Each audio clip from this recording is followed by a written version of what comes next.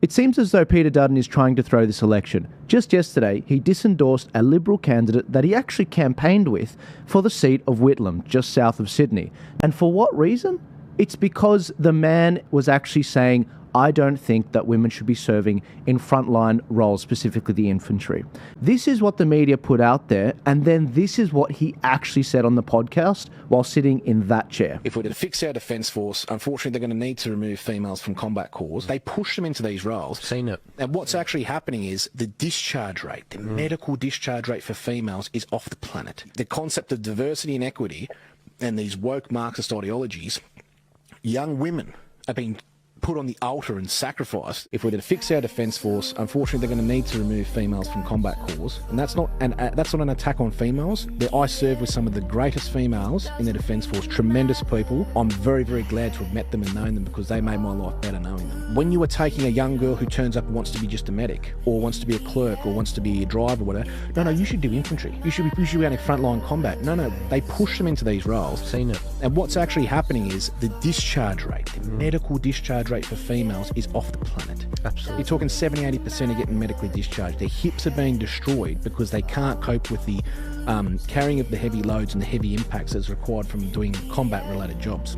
The concept of diversity and equity and these woke Marxist ideologies, young women are being put on the altar and sacrificed for this ideology. 87% higher suicide rate amongst female veterans than other females in society. What's fascinating about this podcast is it's actually 66% women with regards to the listeners, and the amount of likes on the videos that Ben featured in were over 99%.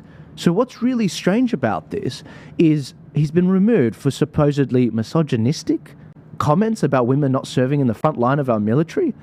And we see a situation where Peter Dutton wants to throw him out as a result. Now, if you were to put your money on some seats that you might have won this election, Peter Dutton, Whitlam was one of them.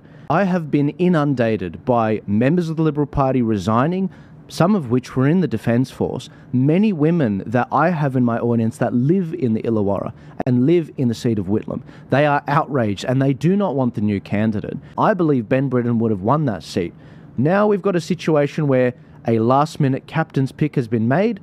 The candidate, Ben Britton, that was selected democratically within the Liberal Party, has been shafted aside. Now, Ben, what choice does he have but to run independently? He's done all this work. He wants to represent the community. He fought this democratically within the Liberal Party, and now they've essentially forced him out. This is bizarre, and it just reeks of a factional war, exactly like what we saw in the local elections, only in September last year, all those candidate forms not going in with the Liberals, and it happened last federal election when there were 13 captain's picks right before the election as well. And what Peter Dutton has demonstrated for the whole country to see is that he is weak, he is open to being pushed around by his own party, and he doesn't have his house in order. And we all know what the Bible says on that. A house divided against itself cannot stand. And we see a unified Labor Party and a divided Liberal Party. That's because Peter Dutton, unlike Trump, Peter Dutton doesn't stand by his candidates. He doesn't stand by those in his team. How can you do that to a veteran? How can you do that a week out from early voting? And what benefit are you getting from this? This is ridiculous. Ben was an absolute spear thrower. He had your back on this, and you've gone and thrown him under the bus. And all those members in the Liberal Party that think this is going to pay off, Nathaniel Smith is not going to win that seat. Labor is going to win that seat again, whereas Ben Britton would have won that seat. What you've done to him was just the scum of the earth sort of thing to do. It was disgusting. And when it comes to what happens in this election, it's on you guys.